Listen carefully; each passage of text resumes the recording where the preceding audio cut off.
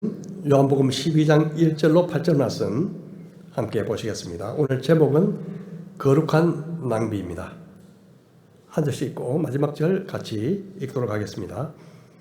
6월절 여세 전에 예수께서 베다니에 이르시니 이곳은 예수께서 죽은 자 가운데서 살리신 나사로가 있는 곳이라.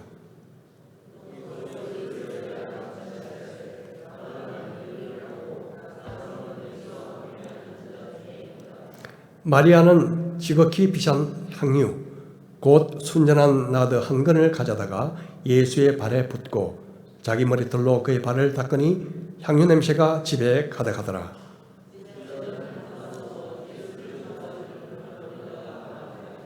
이 향유를 어찌하여 300데나리온에 팔아 가난한 자들에게 주지 아니하였느냐 하니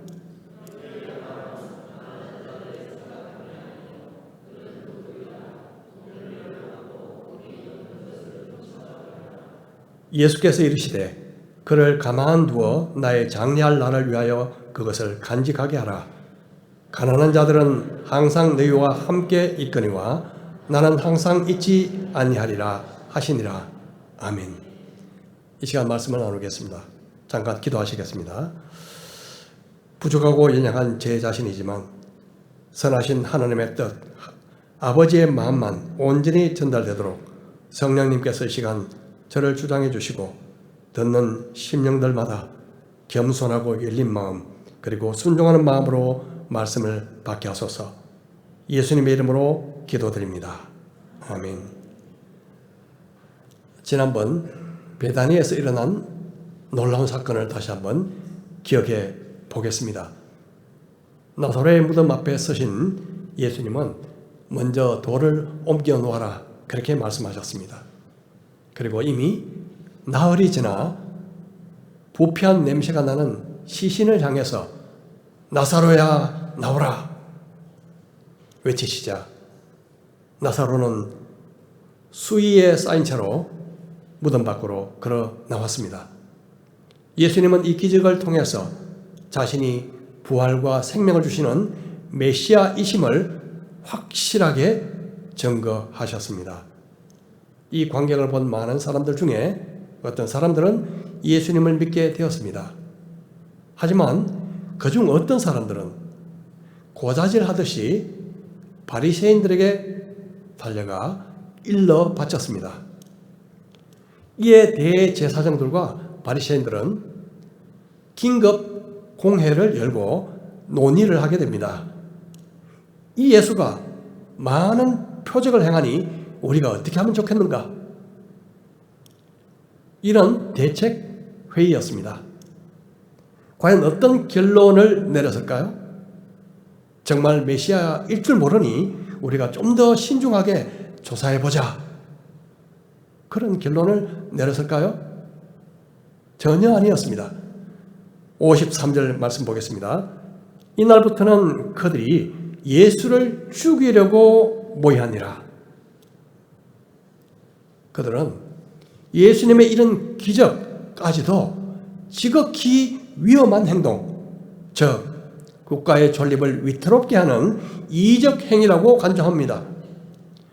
즉 예수님께서 이런 일로 대중적인 지지를 얻게 되면 당시 지배국이었던 로마가 반란의 조짐으로 의심해서 개입할 것이며 결국 유대의 자치권은 박탈되고 성전 제도도 없어져서 자신들의 처지가 궁지에 몰릴 것 같은 그런 두려움이 컸던 것이죠. 그래서 그들은 예수님을 죽일 궁리를 본격적으로 논의하기 시작합니다. 그들은 유대인의 율법에 근거해서 신성 모독죄를 그리고 로마법에 근거해서는 내란 음모죄를 예수님께 뒤집어 씌우는 프레임을 만들기 시작한 것입니다. 어느 쪽을 걸더라도 사형에 해당하는 죄였습니다. 그 논의 중심에는 가야바라는 그런 대제사장이 있었습니다. 가야바는 로마 총독 우리가 아는 빌라도, 빌라도 바로 전임 총독이었던 발레리우스 그라투스라는 사람에 의해서 임명된 대제사장이었습니다. 대제사장이요, 이방인 총독에 의해서, 로마 총독에 의해서 임명되었다는 사실은 성전 제도가 정치적인 영향으로 얼마나 허물어졌는지를 잘 보여주고 있습니다. 그들이 예수님을 어떻게 하든 제거할 궁리를 할 때 바로 예수님도 그들의 움직임을 잘 알고 계셨습니다. 그래서 일단 그곳을 피해서 예루살렘 북쪽에 있던 에브라임이란 그 동네에 가서 제자들과 함께 잠시 머무셨습니다. 이제 유대인들의 유월절이 다가오고 있었습니다. 이번에 맞을 유월절은 예수님 생의 마지막 유월절이 될 것이었습니다. 이 무렵 대제사장들과 바리새인들은 예루살렘 내에서 예수의 소재를 아는 대로 신고해라, 그리고 체포해라, 그런 명령을 이미 내린 상태였습니다. 당시 순례객들은 유월절을 지키기 위해서 보통 일주일 전부터 예루살렘으로 올라갔다고 유대 역사가 요세푸스는 전하고 있습니다. 유월절 순례객들의 가장 관심사, 최대 관심사는 무엇이었을까요? 이런 분위기에 과연 예수님이 예루살렘에 올라오시겠느냐 하는 바로 이것이었습니다. 드디어 예수님의 생애 마지막 주간의 시작이 될 유월절 엿새전이 다가왔습니다. 예수님은 계시던 그곳을 떠나서 다시 나사로가 사는 예루살렘 인접 베다니 마을로 들어가십니다. 이때 죽었다가 다시 살아난 나사로, 그리고 같은 남매였던 마르다와 마리아, 이들은 예수님을 위해서 잔치를 준비했습니다. 아마 나사로를 살려주신 그 은혜에 감사하려는 뜻이 아니었을까 싶습니다. 이날도 보면 활동적인 마르다는 예수님을 섬기기 위해서 열심히 일을 하고 있었고, 나사로는 예수님과 함께 앉아 있었습니다. 그럼 마리아는 어디에 있었을까요? 마리아는 역시나 예수님 앞으로 나왔습니다. 누가복음에 나오는 마르다와 마리아의 모습은 오늘 이 본문 말씀에 나오는 그들의 모습과 아주 흡사합니다. 먼저 누가복음 10장의 장면을 한번 보겠습니다. 그에게 마리아라 하는 동생이 있어 주의 발치에 앉아 그의 말씀을 듣더니 마르다는 준비하는 일이 많아 마음이 분주한지라 예수께 나아가 이르되 주여 내 동생이 나 혼자 일하게 두는 것을 생각하지 아니하시나이까? 그를 명하사 나를 도와주라 하소서. 예수님은 마르다의 요청에 어떻게 대답하셨을까요? 만약 제 입장이라면 아마 마리아에게 가서 먼저 언니 좀 도와주고 와, 그렇게 말했을 것 같습니다.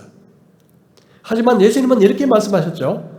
주께서 대답하여 이르시되 마르다야 마르다야 내가 많은 일로 염려하고 근심하나 몇 가지만 하든지 혹은 한 가지만이라도 족하니라.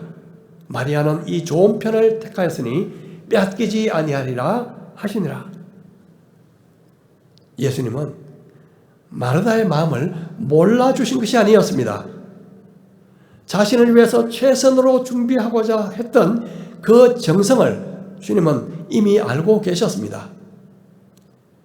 마르다야 마르다야 이렇게 이름을 2번씩 부르신 것은 그녀에게 안타깝고 그리고 동정적인 마음을 갖고 계신다는 것을 보여줍니다. 하지만 마르다의 문제는 예수님을 섬기려고 너무 많은 것을 또 너무 잘하려고 했던 것입니다. 그 바람에 동생에 대한 불평으로 이어졌죠. 교회에서 봉사할 때 불평이 생기는 가장 많은 이유 중에 하나는 대부분 더 잘하려고 하다가 생기는 일입니다. 열심히 하는 분들의 눈에는요, 하필 그렇지 않은 그런 사람들이 눈에 잘 띄죠. 그리고 마음속에 자꾸 비판의식이 싹트기 시작합니다. 그러다 보면 일하면서도 괴롭죠. 저들은 왜 가만히 앉아있는데 왜 나만 고생해야 돼? 알아주지도 않는데. 이런 불평이 원망으로 바뀌게 되면 하던 봉사를 딱 그만두는 경우도 생깁니다. 사실 오늘 본문 요한복음 11장에는 마르다가 일하면서 불평했다는 이야기는 다행히 나오지 않습니다. 사실 봉사와 예배 이 두 가지는 모두 필요하고 중요합니다. 그래서 봉사를 위해서 예배를 소홀히 하거나 아니면 예배의 이유로 봉사하지 않는 것은 둘 다 잘못된 것이죠. 하지만 하나님의 일에는 우선순위가 있습니다. 봉사와 예배 둘 중 우선순위를 정한다면 분명 예배가 우선입니다. 마리아는 더 좋은 편 예배를 택했습니다. 그렇다면 마르다는요, 예배를 위해 일을 줄이는 것이 옳았습니다. 자, 오늘 본문은 다시 보십시다. 예수님을 위한 잔치 자리에 일하던 마르다, 그리고 죽었다가 살아났던 나사로가 잠깐 소개되고요. 이제 이야기의 초점은 마리아에게로 옮겨지고 있습니다. 그리고 그 누구도 예상하지 못했던 마리아의 행동은 주위 사람들을 깜짝 놀라게 했습니다. 12장 3절 마리아는 지극히 비싼 향유 곧 순전한 나드 한 근을 가져다가 예수의 발에 붓고 자기 머리털로 그의 발을 닦으니 향유 냄새가 집에 가득하더라. 순전한 나드 한 근 Made in India, 즉 인도산으로 값어치가 무려 300데나리온, 즉 장정 한 명이 1년 동안 일해서 번 연봉에 해당하는 아주 그 비싼 향유를 예수님의 발에 그냥 부어버린 것이죠. 요사의 평균 연봉을 뭐 한 3천만 원으로 잡더라도요, 그것을 그냥 한 번에 쏟아 부어버린 것입니다. 사실 마리아의 가정은 그렇게 부유했다고 볼 수 없습니다. 왜냐하면 베단이라는 마을은 예루살렘 중심에서 떨어진 변두리였을 뿐만 아니라 베단이라는 이름 자체가 벤, 집이라는 뜻이죠. 아니는 가난한 자, 그런 뜻입니다. 이 두 단어가 합성된 말이죠.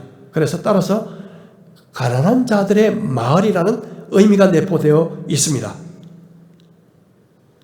아마 그 향유는 집의 재산 목록 1호일 수도 있었고, 또 마리아가 시집 가기 위해서 준비했던 그런 결혼 지참금일 수도 있었습니다.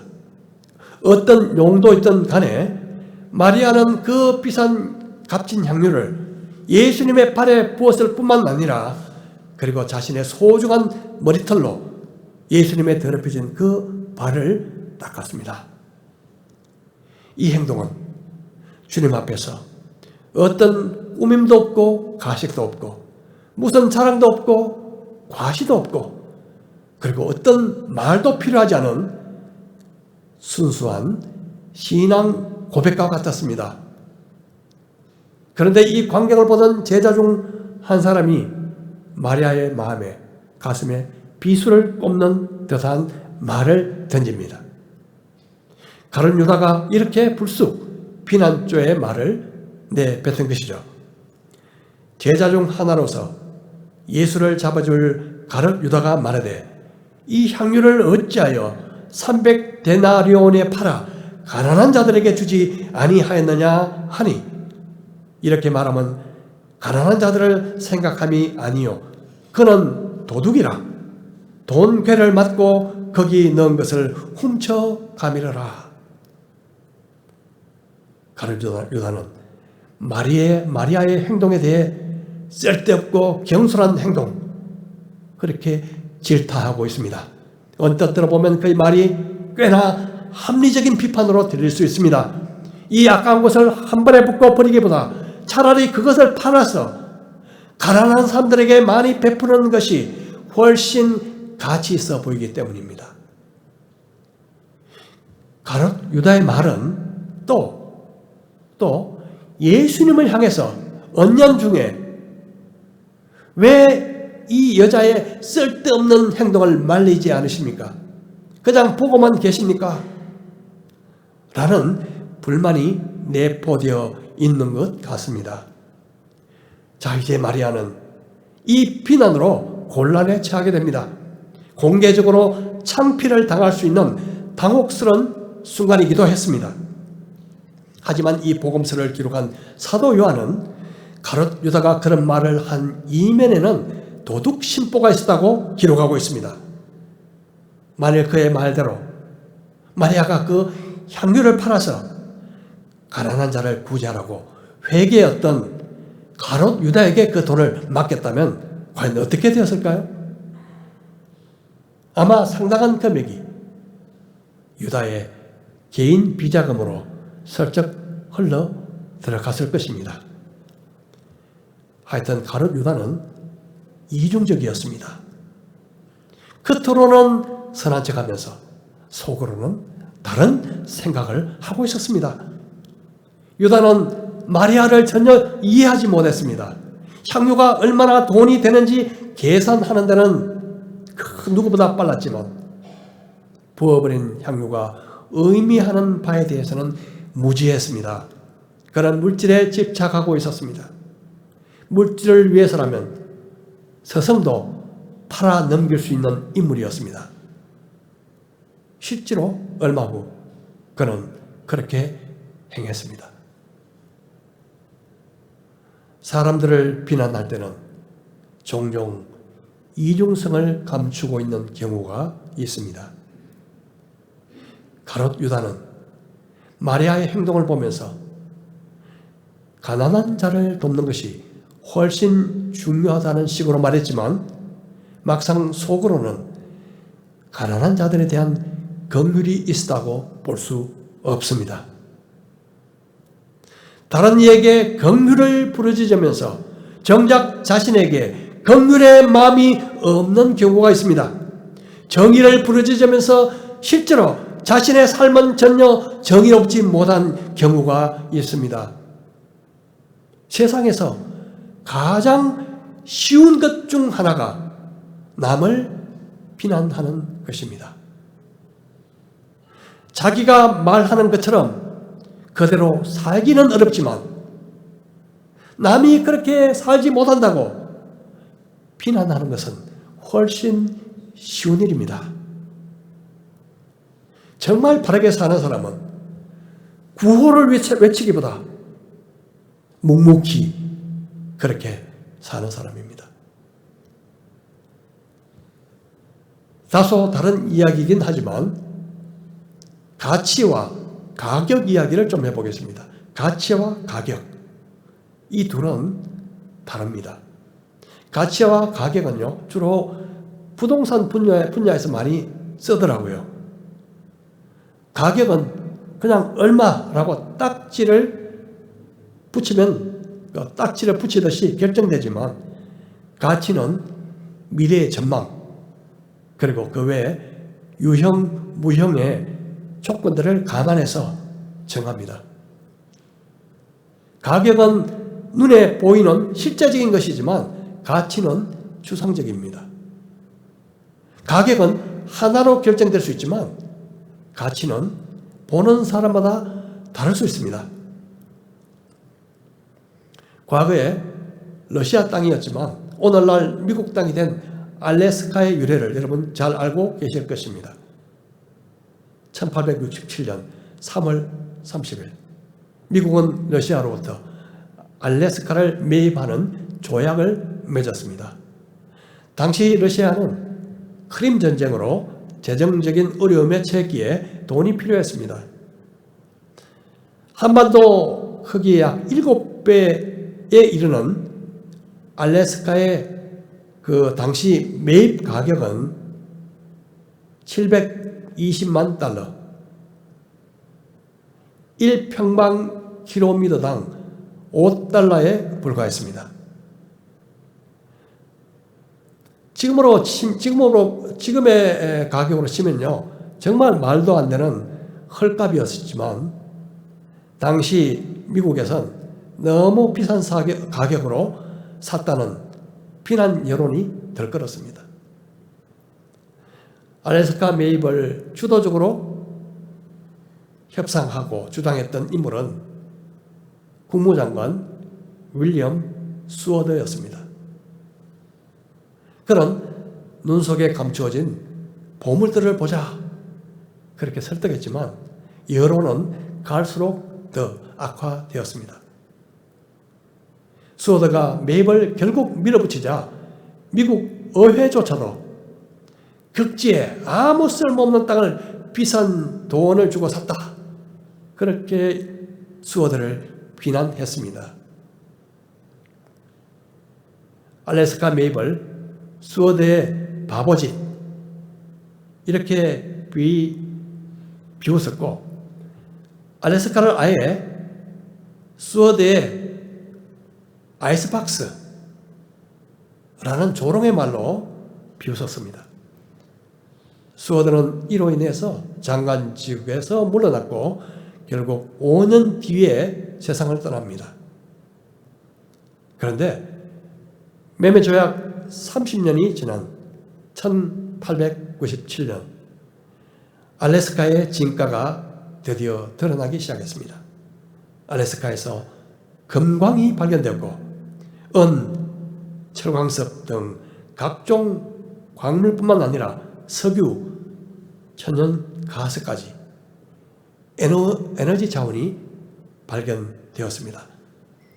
천대받던 알래스카, 이제는 기회의 땅, 천혜의 자원 보고로 재평가되었고 그제야 미국 의회는 이미 세상을 떠난 수어더에게 공식적으로 사과했습니다. 이렇게요. 의회에서 당신이 했던 사과를 돌려드립니다. 알래스카는 얼음 창고가 아니라 보물 창고였습니다. 수어더는 오늘날 미국의 가장 훌륭했던 국무장관으로 평가받고 있습니다. 당시 가격은 그냥 얼음 창고, 아이스박스 수준이었지만 눈에 보이지 않았던 가치는 상상할 수 없는 보물 창고였던 것입니다. 자, 그럼요. 마리아가 가져온 향유, 가격과 가치를 한번 비교해 보겠습니다. 옥합을 깨뜨리기 전에는 가격 300데나리온. 그래도 굉장히 비싼 편이었죠. 하지만 그 가치는 어떨까요? 마리아가 그 향유 옥합을 깨뜨리고 그 향유를 예수님의 발에 부었을 때 가치가 완전히 달라졌습니다. 어떤 사람들은 향유의 가치가 사라지고 없다, 그렇게 생각했습니다. 이미 부어버린 향유를 누가 살 것이며 남은 것을 끌어모은들 어디에 쓸 수가 있겠습니까? 하지만 예수님이 보시기에는 달랐습니다. 낭비해버린 향유가 상상할 수 없는 가치로 남게 된 것입니다. 그 이유를 예수님이 직접 설명하고 계십니다. 예수께서 이르시되 그를 가만두어 나의 장래할 나를 위하여 그것을 간직하게 하라. 가난한 자들은 항상 너희와 함께 있거니와 나는 항상 잊지 아니하리라 하시니라. 모든 일에는 때가 있습니다. 부모님에게 잘 해드리는 것도 때가 있습니다. 혹자는 살아계실 때 부모를 잘 돌보지 않다가 돌아가신 후에 제사상을 상다리가 부러지도록 차리는 사람이 있습니다. 그것은 이미 때가 지나가 버린 헛된 일이죠. 예수님을 섬기는 일도 때가 있습니다. 이 땅에서 예수님은 언제까지나 계시지 않았지만 가난한 자들은 언제까지나 계속 있을 것이었습니다. 가난한 자들을 돕는 일은 언제나 할 수 있었지만 앞으로도 할 수 있겠지만 곧 돌아가실 예수님을 섬기는 일은 언제나 할 수 있는 일이 아니었기 때문입니다. 사람들은 마리아의 그 행위를 쓸데없는 낭비라고 간주했지만 예수님은 그렇게 보시지 않았습니다. 예수님은 마리아의 그 행동을 자신의 장례식 준비로 여기셨습니다. 장례식은 한 번 하는 것이지 두 번 하지 않습니다. 그런데 마리아는 가장 시기적절하게 예수님의 마지막 가시는 그 길에 미리 향유를 부어드린 것입니다. 분명 마리아는 자신이 드린 향유가 그런 의미가 있을 줄, 그런 의미를 가질 줄을 전혀 생각하지 못했을 것입니다. 단지 예수님을 향한 그 사랑 때문에 아낌없이 부어드렸는데 그렇게 놀라운 가치가 부여될 줄을 몰랐을 것입니다. 사람들은 쓸데없는 흡이라고 생각했지만 예수님은 자신을 위한 거룩한 낭비, 다시 말해 값진 예배로 보신 것입니다. 향유가 부어지기 전에는 그저 300데나리온의 레벨이 붙은 상품으로 남아 있었을 것입니다. 마치 한 알의 밀이 땅에 떨어져 죽기 전에는 그냥 한 알 그대로 있는 것처럼 말입니다.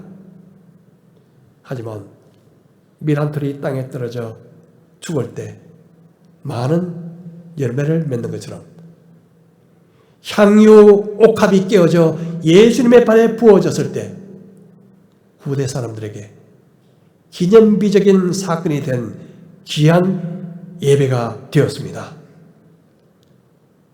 향유를 예수님의 발에 붓는 것, 이것이 바로 예배의 모습입니다. 많은 사람들은 예배를 이해하지 못합니다. 무엇이 진정한 예배인지 알지 못합니다. 진정한 예배는 과연 어떤 예배일까요?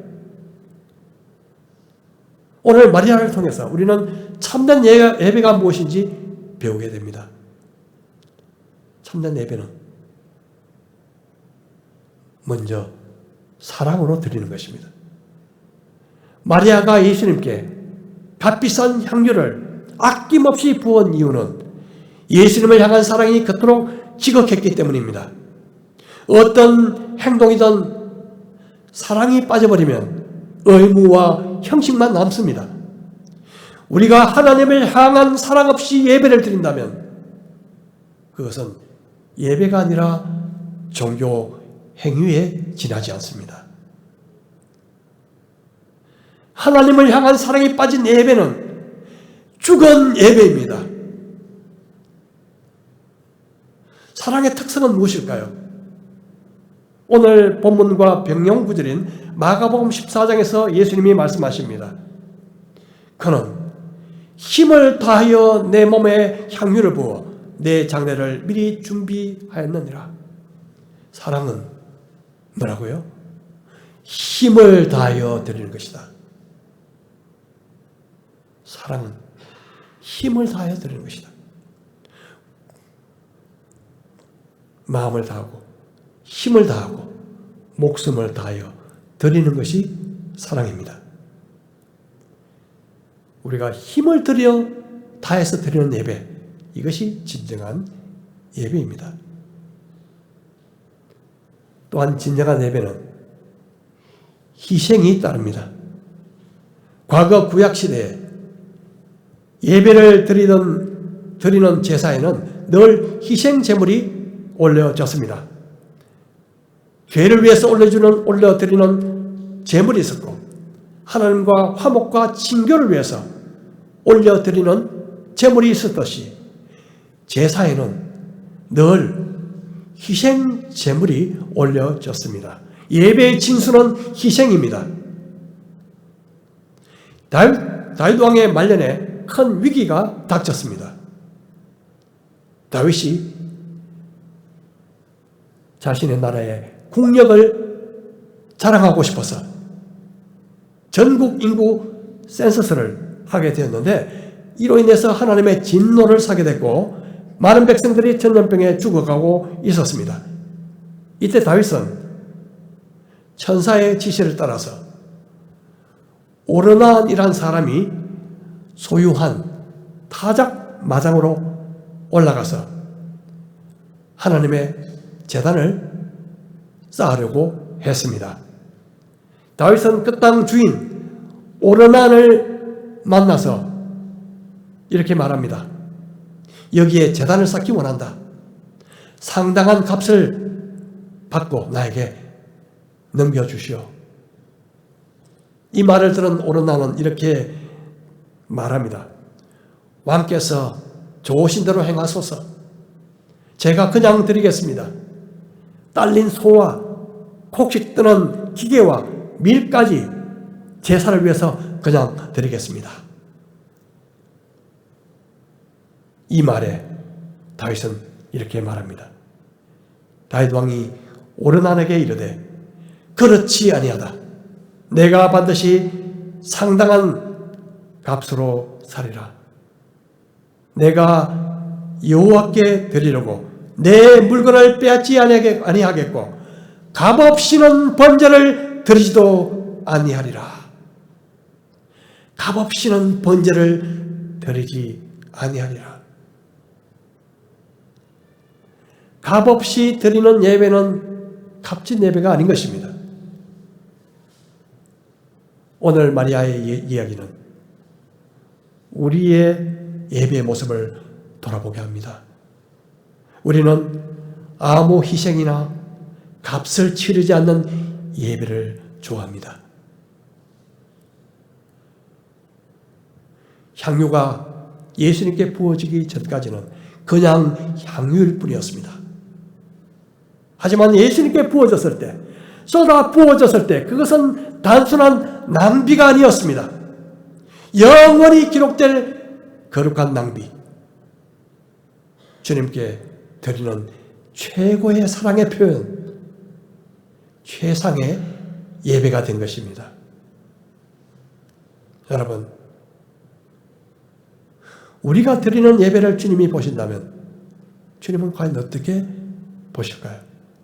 어떻게 말씀하실까요? 사랑이 빠진 예배, 희생이 없는 예배가 아닐까요? 이 시간 마리아가 예수님 앞에서 한 행동을 한번 다시 떠올려 보십시다. 그리고 우리도 마리아처럼 사랑함으로 힘을 다해 드리는 예배, 값없이 드리기보다 시간과 물질을 희생하는 예배를 드리십시다. 기도할 때 향유를 붓는 마음으로, 찬양할 때 향유를 붓는 마음으로, 다른 사람을 섬길 때 향유를 붓는 마음으로, 주님을 위해 봉사할 때 향유를 붓는 마음으로 우리가 드린다면 낭비가 아닌 향기 나는 예배가 될 것입니다. 우리 모두 거룩한 낭비로 거룩하신 주님을 예배하는 예배자로 늘 살아가는 경성대학교의 성도들 되시기를 주의 이름으로 축복합니다. 우리 잠시 같이 기도하시겠습니다. 이 시간 아버지께 어떤 예배를 드리고 있는지 우리 자신을 돌아보는 시간 되기를 바랍니다. 진정 힘을 다해 드리는 예배, 사랑으로 드리는 예배, 아니면 혹시 값없이 그저 즐기려는 그런 예배가 아닌지, 무엇보다 향유 값 곁들여 주님께 부어드린 마리아를 본받아서 매 순간의 행위, 아니 우리 삶 전부가 주님께 부어지는 거룩한 향유처럼 하나님 기뻐하시는 영적 예배의 삶이 되기를 이 시간 우리 간절히 합심해서 기도하시겠습니다.